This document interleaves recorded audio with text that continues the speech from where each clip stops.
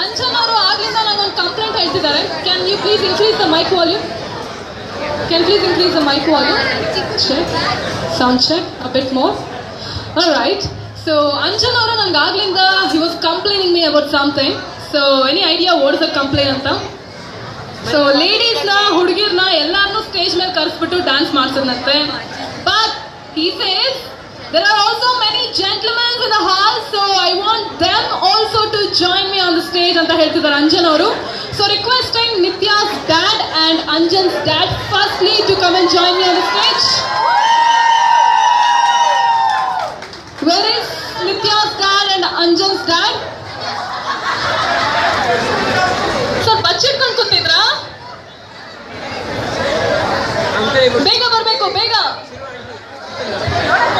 So ಬನ್ನಿ, stage ಮೇಲೆ ಬನ್ನಿ, ಸ್ಟೇಜ್ ಮೇಲೆ ಬನ್ನಿ.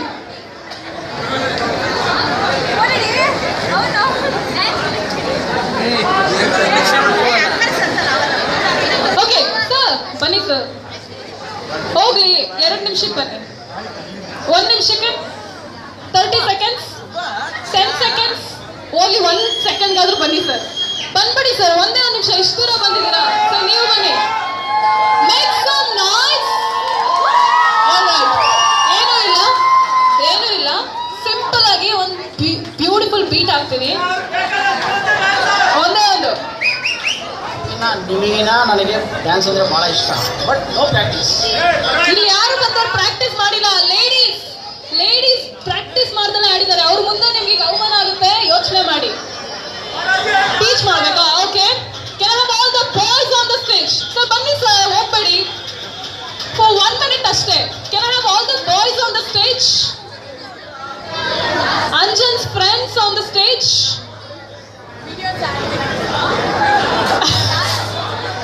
Can I have Anjan's friends on the stage? Anjan, you also join me. Quickly, ಬೇಗ ಬರಬೇಕು, ಹುಡುಗರೆಲ್ಲ ಬರಬೇಕು. It's a call for all the gentlemen in the hall. Anjan, ಹೆಸರು ಹೇಳಿ ನನಗೆ.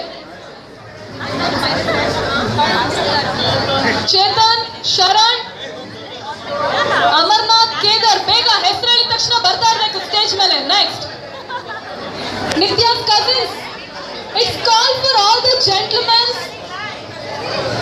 Manikantan sir, ದಯವಿಟ್ಟು ಸ್ಟೇಜ್ ಮೇಲೆ ಬನ್ನಿ.